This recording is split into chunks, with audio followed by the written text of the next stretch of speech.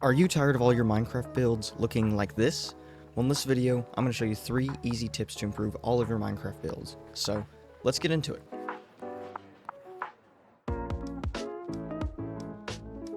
So, the first tip to improving your Minecraft builds is roof design. Now, roof designs can go in all sorts of directions for all kinds of houses, but I'm going to give you a few examples here that you can look at and take for your own builds. So, this one here, I have it written down on a sign. This is a shed house roof. So it's slanted. I'm just using slabs and spruce blocks. So you place them like this, diagonally. You can use spruce slabs for the whole blocks, but it's just faster when you're building to use full blocks. But this is really good, like I said, for small sheds. And I think it looks quite nice. All right, here I have another example. It looks a lot like this one, except it is split. So half the roof is here on this lower level, and the other half is up here. And notice that these actually will overlap each other. It's very easy. It's the same spruce planks and block method that I used for that one. This one will go increasing towards the middle, and the other one also increases towards the middle, just at different heights.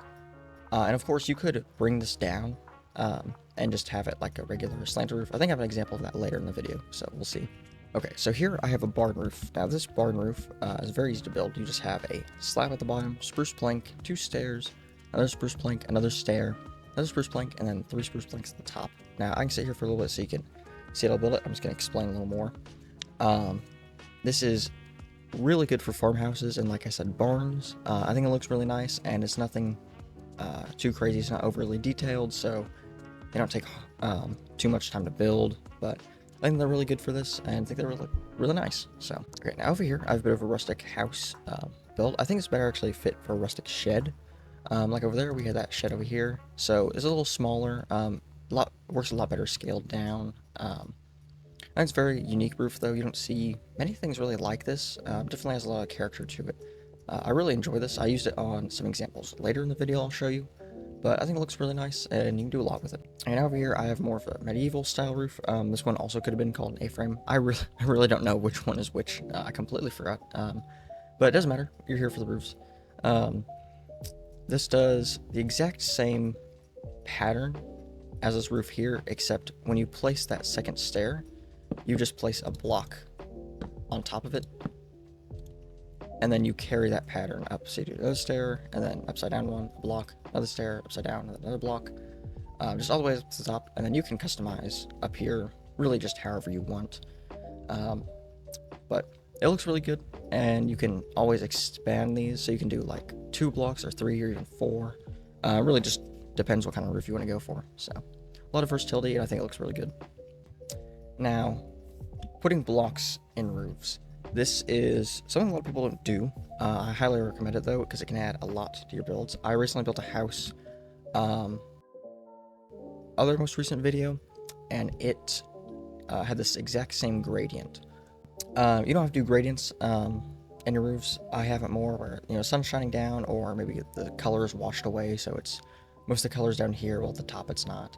You can just do them however you want. And also, to build off that, you can do roof almost trims or toppers, I guess. I'm not sure. Here I have an upside down stair, and then another upside down stair, just facing opposite ways. But these add a lot of character, and you can also customize these a lot. There's a lot of variation you can do for these, but I think they'll look really good, and they're really easy to do. You just kind of place 2 blocks leading up to that same height of the stair, and you repeat that. They could all be a solid color, a gradient. They could just really be whatever you want. It adds a lot of color too, which is really nice. It doesn't look as flat as other roofs. And here I have another example to add detail, and so this is going to be broken roof. I like using shelf blocks a lot, so also spruce trap doors. It could be really any trap doors, and then campfires. You can extinguish campfires using water bottles or shovels.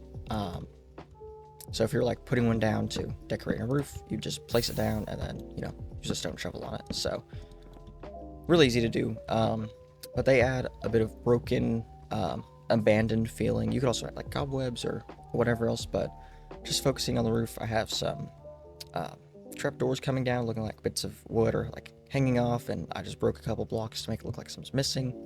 Up here we have a bit of a hole in the roof, and these shelf blocks look really good for like looking like boards have been nailed in to patch up holes. So a lot of variation, but this adds a lot here. So if you're having a build that you want to look a little older, this works really, really good.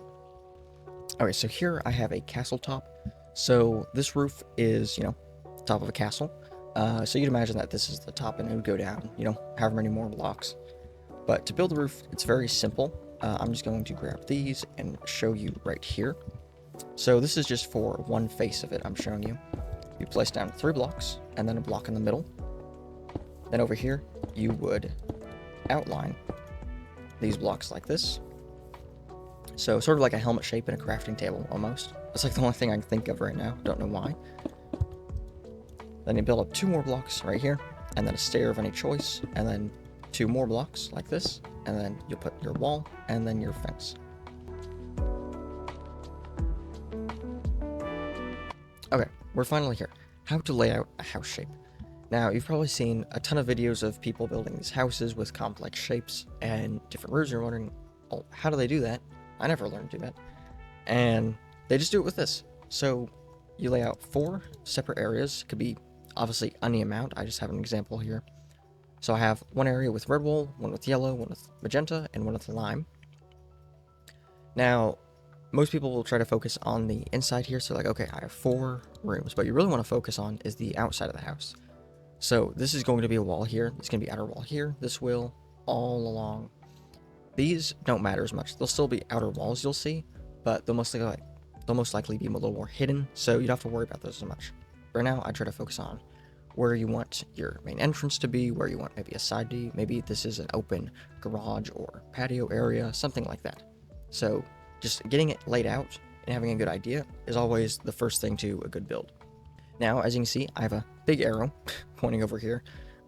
I use the exact same layout there to build a house here. So this looks a lot more interesting than, just building a square box like I've stated many other times. And it looks really good and it's really easy to do.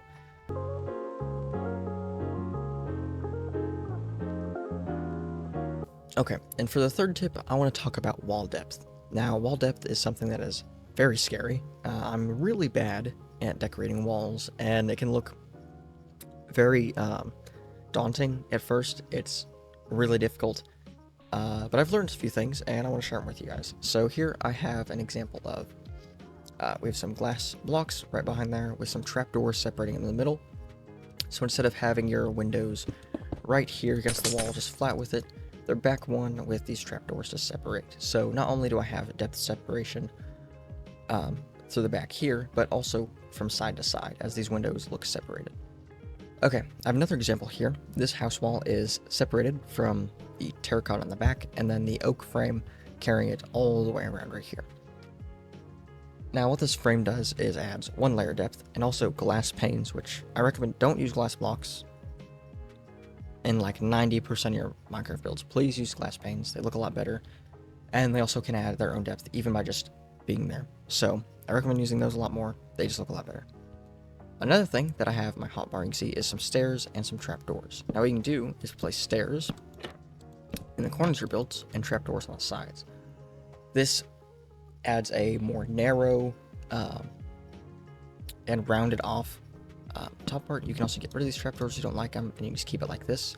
You can also extend these out to the bottom here if you want to. This I feel like seems more ingrained in the ground when you have ones at the bottom, which I wasn't really going for here, so I'm just going to keep the trapdoors to the side. But you have a lot of variation with that. You can kind of play around with it, see what you like, but that is a very easy way to just add some quick depth to your builds. Okay, here I have another wall. This is very similar to the one over there. This window is twice as tall, so it's 4 blocks instead of 2. And also, I have this shelf block here. Now, shelves are really good for adding just almost anything to your builds. I used them earlier on the roof. Now I'm using them here to add extra depth to my wall. But the reason I'm using it here is because it really helps with the height of this wall. So if I just put trapdoors here, it still looks good, but it just feels kind of abrupt at the top. There's no real gradual incline. So instead, by using a shelf and then a trapdoor, not only does it feel more gradual, but it also sort of elongates the build. So it feels a lot grander and a lot taller, even though this wall is only, 6 blocks tall. So it feels a lot taller, and it just looks a lot better when you have more shape to your walls, which shelves are really good at. So just place shelves anywhere in your builds and just see if they work. 90% of the time they will. They just look good in almost everything, so highly recommend using those. Okay, now this might look pretty familiar. I have this exact same build type with shelves to separate walls on my channel banner on my YouTube page. So if you want to check out that, it's up there. You can see an example with a little bit more decorations. Now what I have here is just on the back, I'll show you, very flat. I mean, just hard transition in between these walls. But on this side, I can make it look like these are all separate houses, all separated by this one thin wall here. You can use another shelf block. I use jungle shelves. I just think they look a lot better for these lighter colors. I really like the way they look, and they contrast the roof a good amount. So, really easy to do. Adds a lot of character to your builds. Also, if you want that sort of close city look, like tightly packed houses, this is really good for that. Here, I have 2 stories of a house, and they are all separated by this stair layer with a slab in between, and then a slab on that stair. So, this instantly draws your eyes a little farther upward, as this top layer not only has that extra shape here at the top of the stairs, but its windows are also taller. But not only that, you can visually tell where the 2 separate floors are. You can tell this is the top floor, this is the bottom floor. Another quick thing, adding leaves to bottom floors makes them seem a little more grounded. It can also help create that illusion that that is the bottom floor.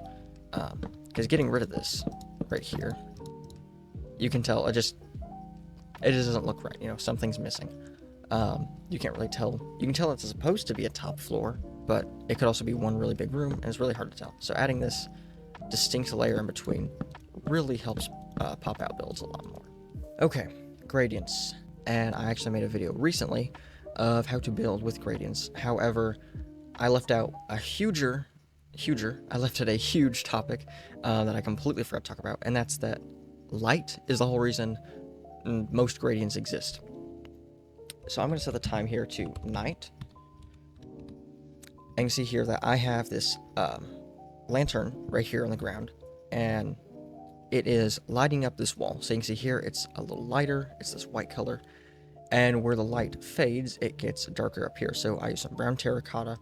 So this is how gradients would actually be used in my other build, where I used the pale oak logs and the oxidized copper. I had it where it looked like the rain was washing away the color, so it looks like someone painted over a house, but they didn't do a good job, so the rain washed away the color at the top. And that's the reason the blocks at the bottom are still colorful, but the ones at the top aren't. So not everything has to be based off light, but that is the main reason gradients exist. So make sure you know what you're doing when you're using them, and that you're not slapping them on a wall just because you can do that, and it will probably look a little better, but usually it won't make sense of, you know, why it's like that. So keep that in mind in your builds. Make sure that, you know, if there's a light source, probably want lighter blocks next to that light source and darker blocks further away. So just keep that in mind when you're building. Okay, I hope you liked the video. Let me know if you guys want any more building tips. I'm going to make a few more videos hopefully soon. Sorry it's been a little slow on the upload schedule. I've had quite a busy week, but hopefully around Christmas break I will be pumping out some videos for you guys. So don't worry, stay tuned, and I'll catch you in the next one. See ya!